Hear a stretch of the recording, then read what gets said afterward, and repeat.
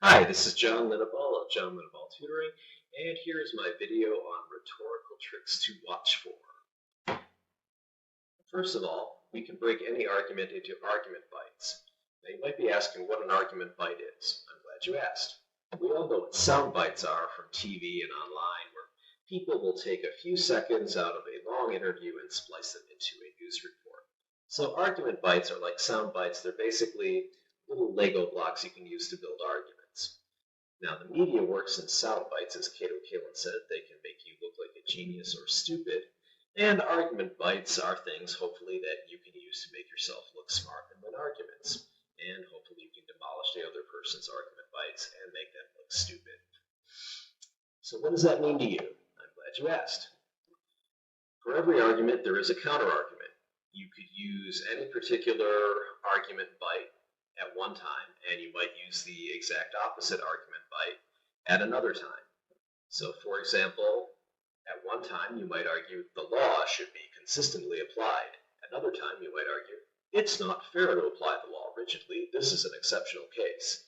Those are two diametrically opposed counter-arguments, but you might use one at one time and one at another. Here's a nice link to a Duncan Kennedy article, which basically is an introduction to the idea of argument bites. Also, I'd like to thank Professor Robert Steinfeld of University of Buffalo School of Law for introducing me to this idea. So, a cynic and skeptic's guide to common argument bites. A cynic is someone who is very, very wary of other people's ideas and usually assumes that people have the worst possible motives when they present any given idea. A skeptic is someone who is a milder version of a cynic, somebody who doesn't necessarily believe things right away. You should be skeptical, maybe even cynical, when you're reading arguments in high school, college, newspaper articles, or listening to the radio, or watching YouTube videos.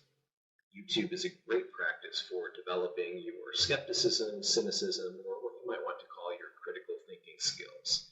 If you search for videos on YouTube about atheism, feminism, climate change, Christianity, Islam, Scientology, or just about any religion, movement, ideology, or anything anyone cares about, you will run across arguments that don't necessarily make sense, that certainly will give you some great practice in taking apart arguments, especially if they sound like they make sense, but they reach a conclusion that doesn't make sense.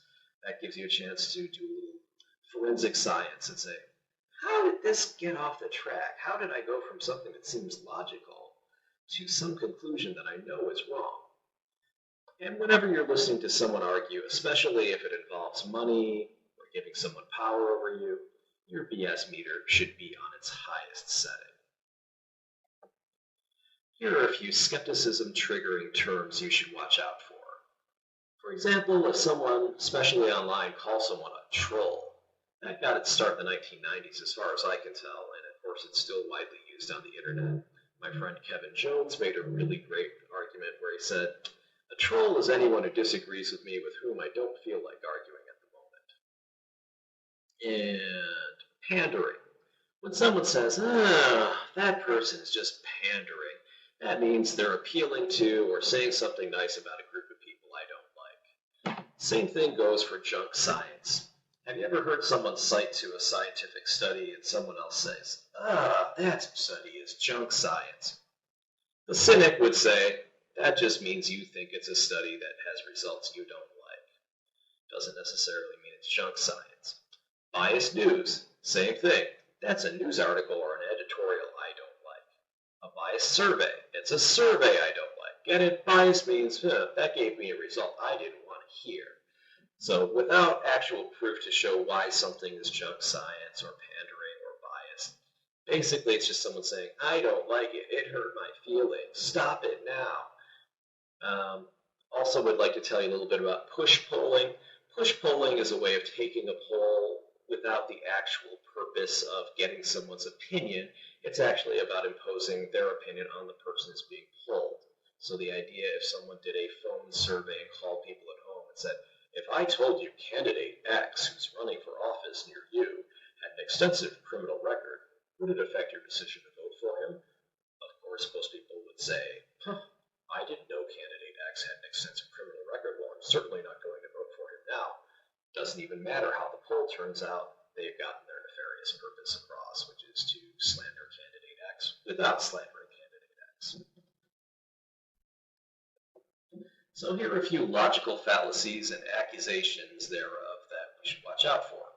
The first one that seems to be the most popular online these days, at least things that I look at, is the straw man. The straw man is the purposeful exaggeration of an opposing position to the point of absurdity, followed by an attack on the absurd, exaggerated position. So here's a nice picture of the straw man from The Wizard of Oz, which talks about misrepresentation of the opponent's position. So here it says it's to create the illusion of having refuted a proposition by substituting the superficially similar yet weaker proposition and refuting it without actually having refuted the original position. So here are a few straw man examples.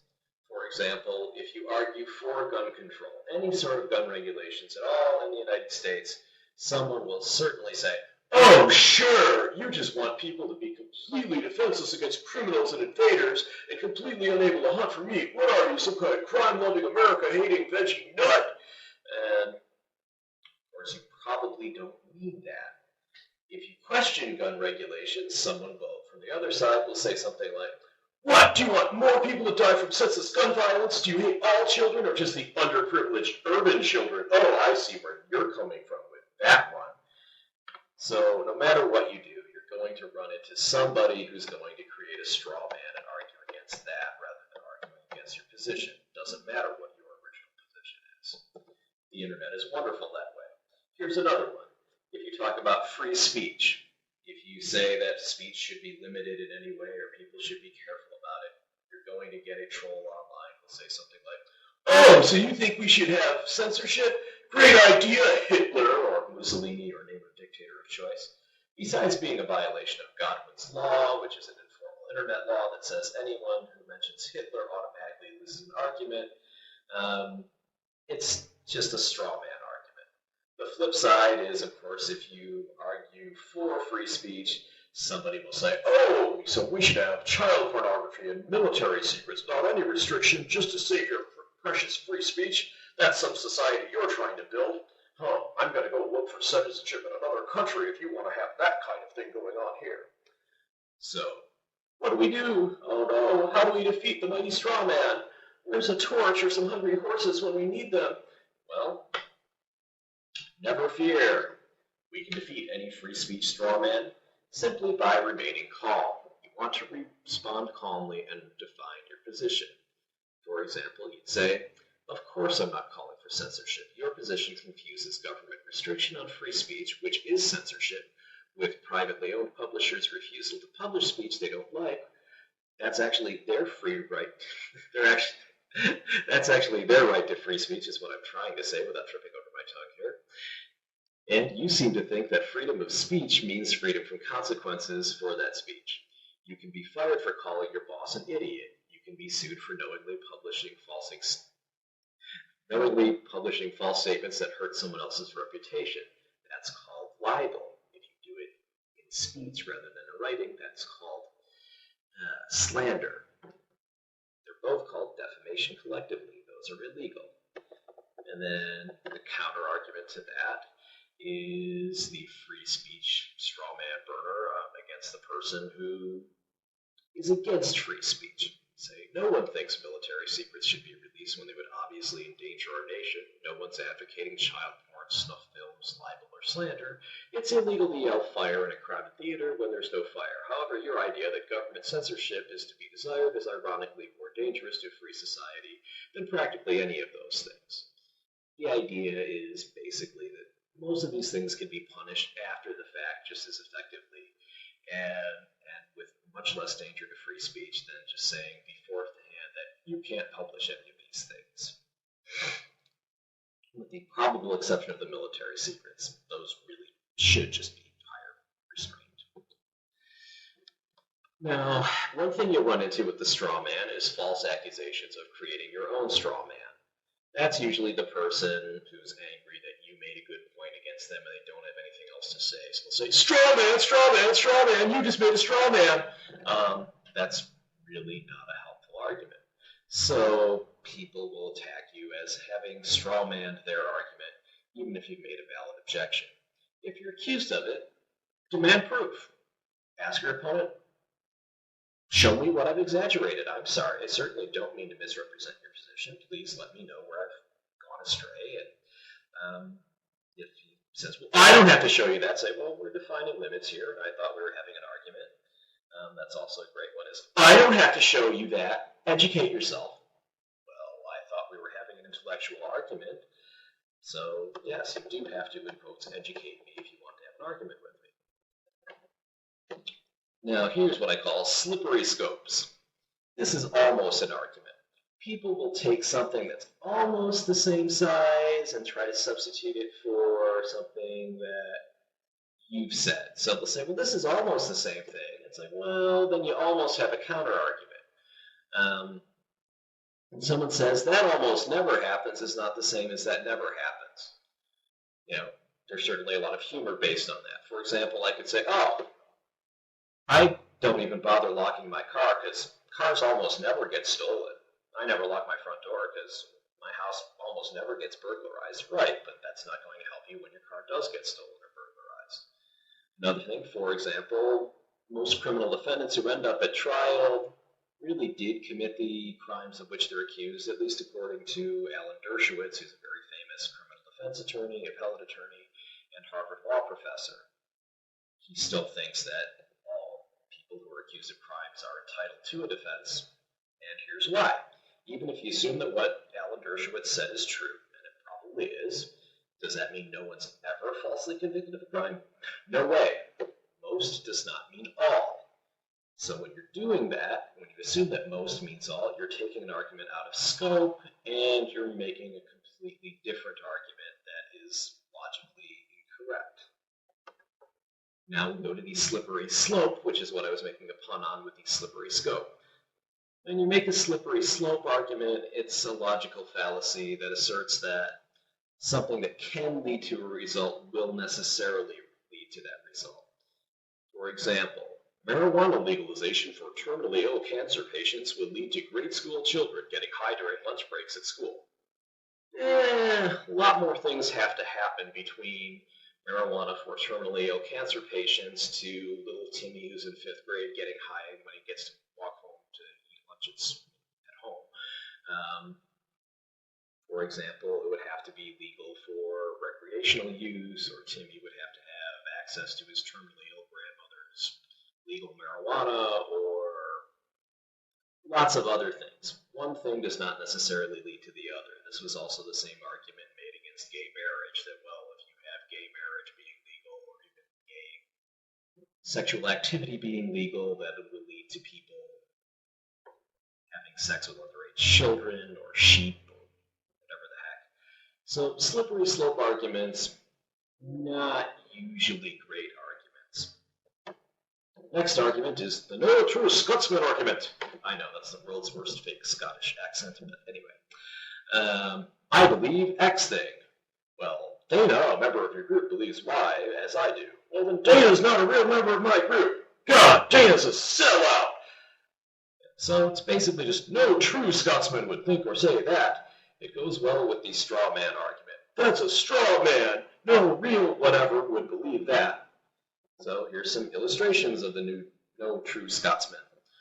So, for example, here's an illustration. Get it? Ha ha ha. It's an illustration of this principle. No true Scotsman. Scotsmen do not put sugar on their porridge. I'm a Scotsman and I put sugar on my porridge. Well, no true Scotsman sugars his porridge. And here's where I got this from. I'm giving some credit here. And so another no true Scotsman, which I saw when I was in college, is somebody posted on a message board, a literal one, not an online one, something that racism is a huge problem in this country. A person who was a friend of mine responded, I recognize his handwriting, said, a leftist society would not be racist. And another person, I think was the first person, said, well, actually, communist China is an extremely racist society. So my friend posted another response saying, China is a false leftist society. Well, that's kind of a no true Scotsman fallacy. You're saying, well, all right, when you give me an example that argues against my blanket statement, then, oh, well, that's not a real example. Not great.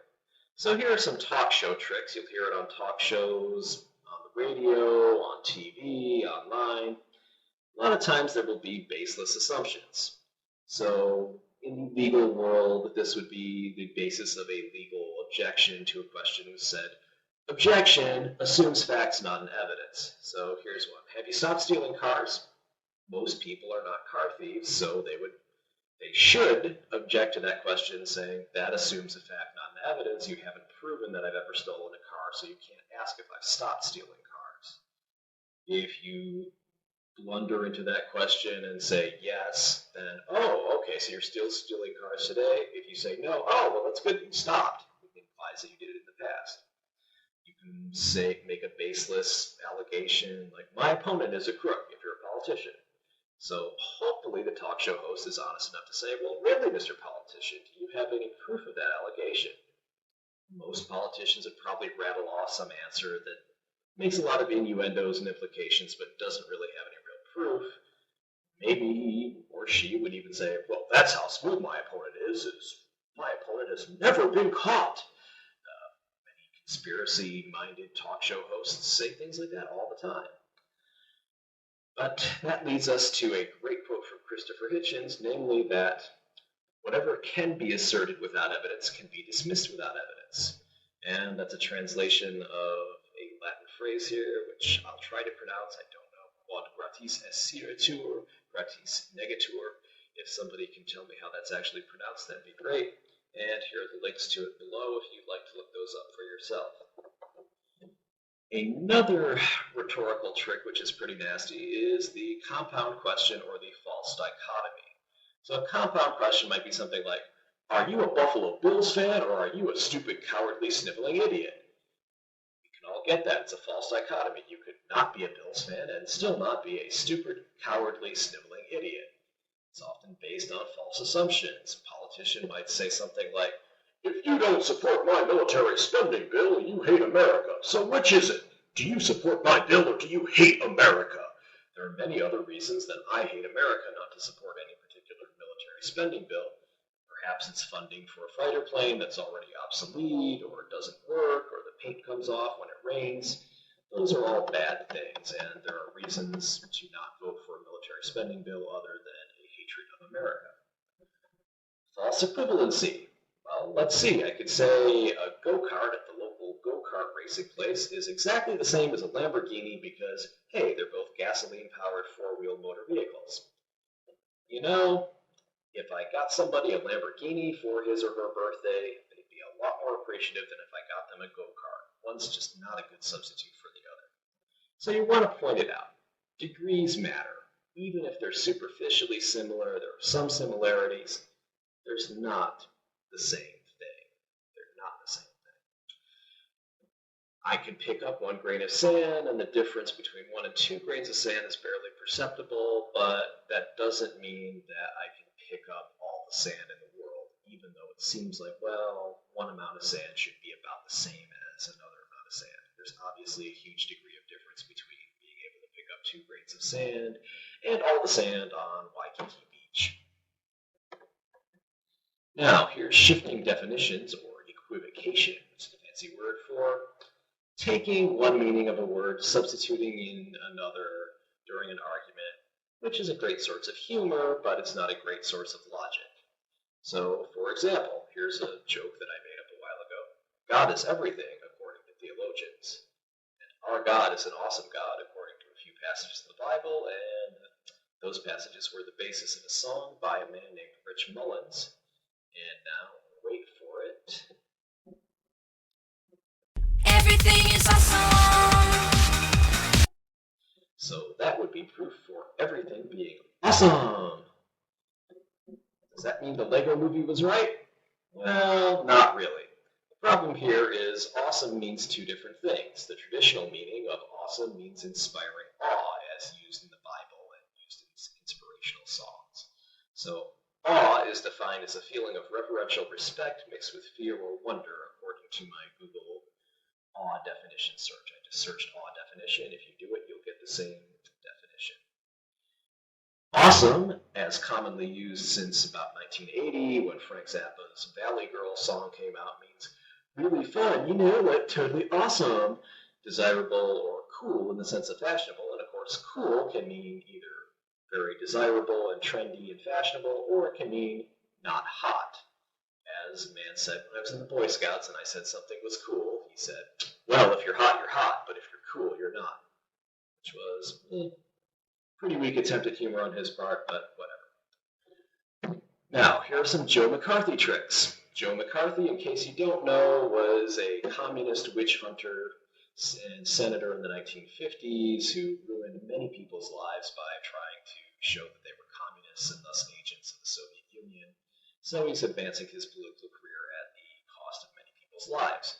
Another thing he liked to do was give speeches that used words most people don't know and present them as though they were really offensive or pejorative terms to describe his opponents. I remember reading a Mad Magazine article in about 1980 that made use of such rhetorical tricks. So one of them was, my opponent emulated older boys when he was a child. If you don't know what emulate means, which means act like, you're thinking, that's disgusting! Oh my God, how was he not in prison? Another thing in that article was, my opponent thinks this town is a salubrious place to live, but I happen to like it here. Salubrious means healthful, so that doesn't make sense to say that. So these tricks help this old witch hunter needlessly ruin many lives. Don't let it ruin your life. Don't let it ruin your argument. If you don't understand a word, here's what you need to do. It's the same solution to both the equivocation and McCarthy tricks. You want to watch the definitions and point out where they shift. If you know the definitions of the words, if you don't know the definition of the words, you want to ask the person making the argument to define his or her terms.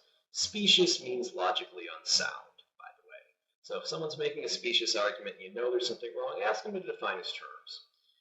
In the case of a McCarthy-style argument, if you don't know the meaning of a word, just admit it. Admit you're ignorant and say, well, perhaps my education isn't as extensive as yours, but I don't know what that word means. Can you please define it for me? It's even better if you do know what it means and you know he's using it wrong, because then you can make your opponent trip over his own rhetorical trick. Can you please explain what salubrious means? Oh, so it means healthful. Oh, you don't know what it means, but you're using a word you don't know? That's not good. Or like that Three Amigos. Pepe, would you say I had a plethora of piñatas? Sí, guapo, sí. Pepe, what is a plethora? And Pepe didn't know what a plethora was, and El Guapo became upset with him. He said, why would you use the word plethora if you do not know what a plethora is? All right. Ad hominem attacks. Now, ad hominem is a Latin phrase which literally means to the man. So if you're making an ad hominem attack, you are attacking the man. By the way, an ad hominem attack on a woman is an ad feminem attack. It's the same thing. You're attacking the person, not the person's argument.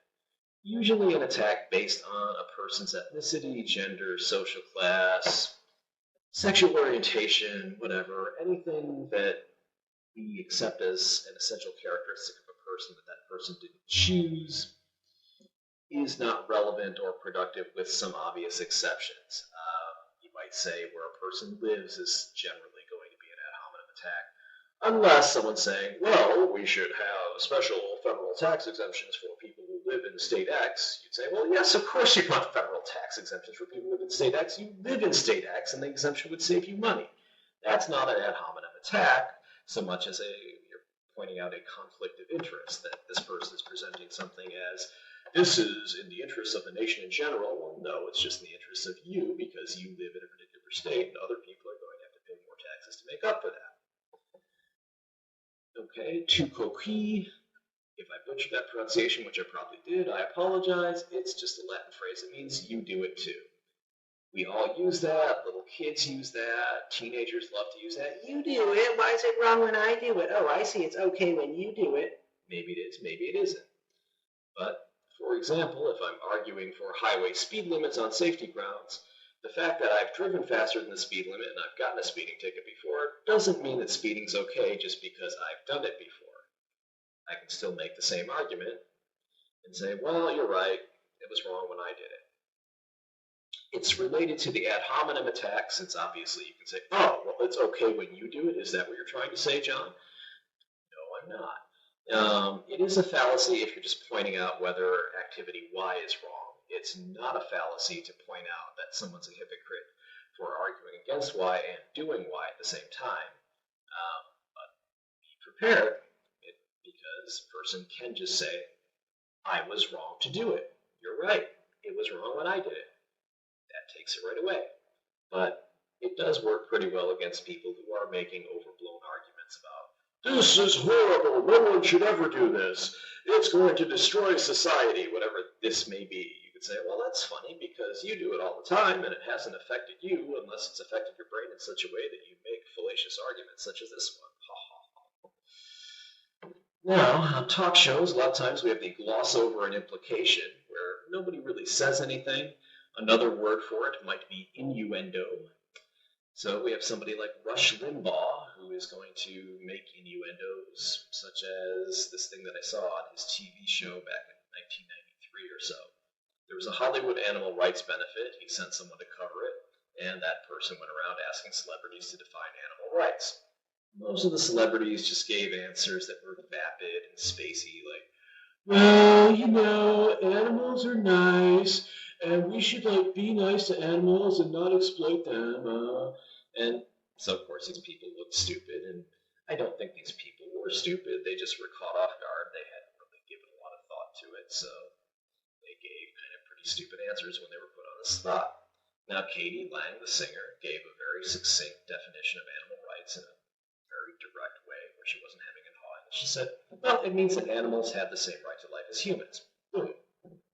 Cut to Rush Limbaugh saying, I'll bet you know why she'd want to treat people the same as animals, with no further explanation. So he's implying she has a weird motive without saying it. This is kind of like the kid who doesn't know how to do something in a mathematical proof on his test, so he says, oh, well, obviously this is true for obvious reasons. Most teachers catch on to that and just say, that means you don't know because you're just saying it's for obvious reasons. This leads us to another argument that's not an argument, is that's offensive! So there was a great man named Christopher Hitchens. I didn't agree with everything he had to say, but he was good at pointing out logical fallacies like this, where he says, if someone tells me that I've hurt their feelings, I'll say, I'm still waiting to hear what your point is. In this country, I've been told that's offensive as if these two words constitute an argument or a comment. Not to me, they don't. And I'm not running for anything, so I don't have to pretend to like people when I don't. There's a YouTube clip linked to him saying those words. And basically, that's offensive by itself is not an argument. You can say that's offensive, and by the way, it's stupid, it doesn't prove your point. That is an argument if you can show, well, no, you just made an ad hominem attack on someone based on their race, and that's offensive and stupid, it doesn't prove your point, you should be ashamed of yourself, that's great. But if you just say, I'm offended, and think that that's going to be a good counter-argument to a logical argument, you have another thing coming, and you are going to be just horribly surprised when people don't necessarily agree with you.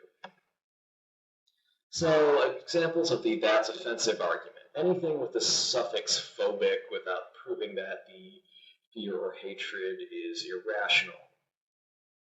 If you're saying that I'm disease phobic because I wash my hands after I go to the bathroom, I'm going to say, well, no, it's been shown that diseases are spread by people who don't wash their hands after they go to the bathroom, so I'm going to continue washing my hands. Lots of people will say things like, you're unpatriotic, you're racist, you're sexist. Those can be valid criticisms if you show why the argument is unpatriotic or racist or sexist. But without proof, it's just the that's offensive fallacy at work. By the way, there's a great saying, patriotism is the last refuge of a scoundrel, so if somebody just tells you you're unpatriotic or you're some other bad kind of thing because you don't agree with them, just remember it's the last refuge of a scoundrel.